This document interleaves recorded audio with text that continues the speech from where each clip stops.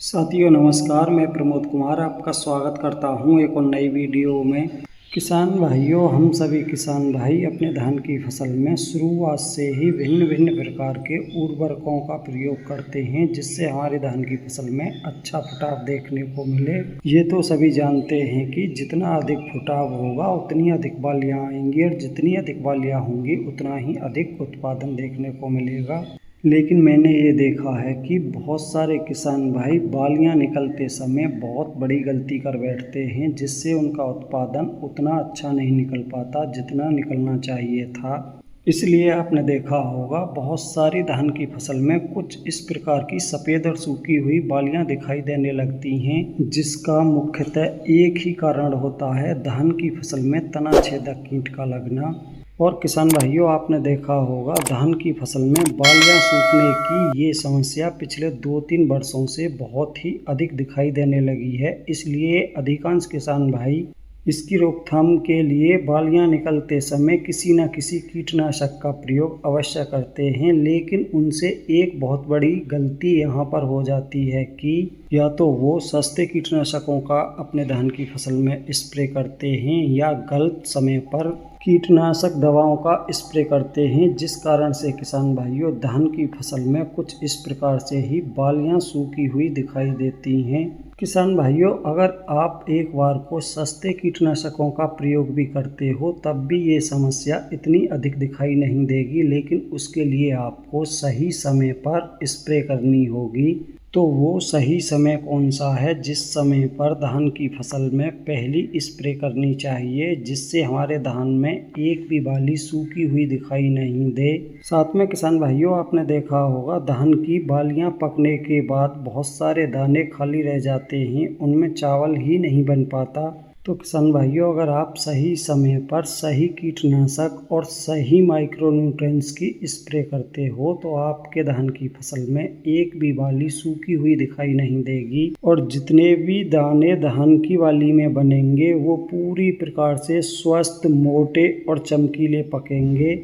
तो किसान भाइयों, आपको दिखाना चाहूँगा कि अधिकांश किसान भाई कहाँ पर गलती कर बैठते हैं जिससे उनकी धान की फसल में बहुत सारी बालियाँ सूखी और सफ़ेद दिखाई देने लगती हैं। तो वो सबसे बड़ी गलती यहाँ पर होती है कि अधिकांश किसान भाई उस समय पर पहली स्प्रे अपने धान की फसल में करते हैं जब उनके धान की फसल में 25 से 30% बालियाँ बाहर निकल आती हैं और कुछ बालियाँ उनमें सूखी हुई दिखाई देने पड़ती हैं, तब जाकर वो पहली स्प्रे अपने धान की फसल में करते हैं, जिस कारण से धान की फसल में बहुत ही अधिक मात्रा में सूखी और सफ़ेद बालियाँ दिखाई देने लगती हैं।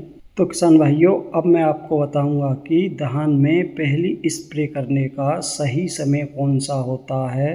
तो साथियों, धान में स्प्रे करने का सही समय होता है धान की गोब अवस्था जिसमें सारी की सारी बालियाँ पौधे के गोब में ही होती हैं, एक भी बाली आपको बाहर नहीं दिखाई देती। जैसा कि किसान भाइयों आप देख पा रहे हो, कुछ इस प्रकार से धान की बालियां पौधे के अंदर ही होती हैं जिसको गोब अवस्था कहा जाता है। किसान भाइयों, अगर आप अपने धान की फसल में बालियों को सूखने और सफ़ेद होने से बचाना चाहते हो तो बालियां बाहर निकलने से पहले ही आपको अपने धान की फसल में स्प्रे करनी होगी, जिससे किसान भाइयों आपके धान की फसल में जो भी बाली निकलेगी वो तना छेदक से पूरी प्रकार से सुरक्षित होगी। आपके धान की फसल में एक भी बाली सफ़ेद या सूखी हुई दिखाई नहीं देगी। तो किसान भाइयों, अगर आपके धान की फसल में अभी बालियां गोब अवस्था में हैं तो सबसे अच्छा समय आपके लिए यही है कि इस समय पर आप अपने धान की फसल में एक स्प्रे अवश्य कर दें। तो किसान भाइयों, अब आते हैं मुख्य बात पर कि हमको स्प्रे में लेना क्या क्या है जिससे हमारे धान का उत्पादन 20 से 25% अधिक निकले, हमारे धान की फसल में एक भी बाली सूखी और सफ़ेद नहीं दिखाई दे और बाली में दानों की संख्या अधिक हो और बाली में जितने भी दाने हों वो मोटे और चमकदार पकें, एक भी दाना आपको खाली देखने को ना मिले।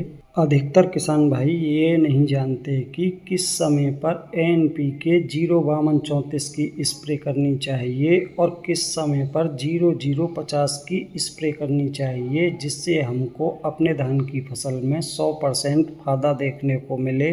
और किस समय पर हमको अपने धान की फसल में बोरोन का स्प्रे करना चाहिए। तो भाइयों, धान की गोब अवस्था में बालियां निकलने से पहले NPK 05234 अगर डोज की बात करें तो यहाँ पर आपको NPK 05234 लेनी है 1 किलो। साथ में आपको लेनी है बोरोन। बोरोन आपको मार्केट में अलग अलग परसेंट के हिसाब से देखने को मिलेंगी। हमने यहाँ पर बोरोन यूज की है यारा बीटा की, जिसके अंदर बोरोन 10% होती है, जिसकी मात्रा हम 1 एकड़ में 200 ml रखेंगे। अगर आप 20% वाली बोरोन का प्रयोग करते हो तो उसकी मात्रा आपको 1 एकड़ में 100 ग्राम या 100 ml पर्याप्त रहेगी। किसान भाइयों, अगर आप धान की गोब अवस्था में किसी अच्छे कीटनाशक की स्प्रे करते हो तो लास्ट तक आपके धान की फसल में किसी भी प्रकार का कीट दिखाई नहीं देगा। नहीं आपके धान में एक भी बाली सफ़ेद और सूखी लास्ट तक दिखाई देगी। और साथ में आपको यहाँ पर किसी अच्छी कंपनी का लेना है स्टिकर। जैसा कि किसान भाइयों आप देख पा रहे हो, आप किसी भी अच्छी कंपनी का स्टिकर ले सकते हो। स्टिकर का प्रयोग करने से ये फ़ायदा होगा, अगर स्प्रे करने के बाद बरसात भी होती है तो किसान भाइयों वो स्प्रे अपना 100% कार्य करेगी। तो साथियों, आपको दिखाना चाहूँगा हम जिस कीटनाशक का प्रयोग अपने धान की फसल में गोब अवस्था में कर रहे हैं वो इस समय इंडिया का नंबर 1 कीटनाशक है, सिजेंटा का इनसीपियो। किसान भाइयों, धान के तना छेदक के लिए इंडिया में आज की तारीख में इससे कामयाब कोई भी कीटनाशक नहीं है, लेकिन किसान भाइयों इसकी कीमत कुछ अधिक है। तो आप चाहो तो इस कीटनाशक का प्रयोग कर सकते हो। अन्यथा किसान भाइयों, जैसा कि आप देख पा रहे हो, इन कीटनाशकों में से किसी भी एक कीटनाशक का प्रयोग कर सकते हो। ये दोनों भी कीटनाशक अपने आप में बहुत ही ज़बरदस्त कीटनाशक हैं। किसान भाइयों, अब बात करते हैं NPK 0050 की स्प्रे कब करनी चाहिए। तो भाइयों, जब हमारे धान की फसल में लगभग 90 से 95% बालियां बाहर निकल आएँ, उस समय पर हमको 0050 की स्प्रे करनी चाहिए। पहली स्प्रे करनी है आपको NPK 05234 की, जब आपके धान की बालियां गोब अवस्था में हों। उस समय अगर आप किसी अच्छी कंपनी का कीटनाशक लोगे तो किसान भाइयों लास्ट तक आपको किसी दूसरे कीटनाशक की आवश्यकता नहीं पड़ेगी। अगर धान की गोब अवस्था में आप 05234 का प्रयोग करते हो तो किसान भाइयों उसके अंदर आपको 34% पोटेशियम सल्फेट मिलेगा, जो आपके धान के पौधे को मजबूती प्रदान करेगा। और 52% फास्फोरस मिलेगी, जो किसान भाइयों जो आपके धान की बालियों में दाने की संख्या को बढ़ाने का कार्य करेगी। जितने अधिक दाने होंगे उतना ही अधिक उत्पादन निकलेगा। अब किसान भाइयों थोड़ा सा ये भी जान लेते हैं कि गोब अवस्था में बोरोन देने के क्या फ़ायदे देखने को मिलेंगे। किसान भाइयों, जो आपके धान की बालियों में दाने खाली रह जाते हैं वो दाने बोरोन की कमी के कारण ही खाली रह जाते हैं। अगर आप समय पर पौधे के लिए बोरोन उपलब्ध करा दोगे तो किसान भाइयों सारे दाने भरे हुए होंगे, जिससे आपके धान की फसल में उत्पादन बहुत ही अधिक देखने को मिलेगा। किसान भाइयों बात कर लेते हैं दूसरी स्प्रे की। उसमें आपको सिर्फ NPK 0050 की ही स्प्रे करनी है। जब आपके धान की फसल में 90 से 95% बालियां बाहर निकल आएँ, अगर उस समय पर आप 0050 की स्प्रे करते हो तो किसान भाइयों उस समय पर ये 0050 ट्रांसपोर्टर का कार्य करती है। जो भी आपकी पत्ती में ताकत है उस सारी ही ताकत को बालियों के दानों में ले जाने का कार्य करती है, जिससे आपके दानों की मोटाई बहुत ही शानदार बनकर आती है।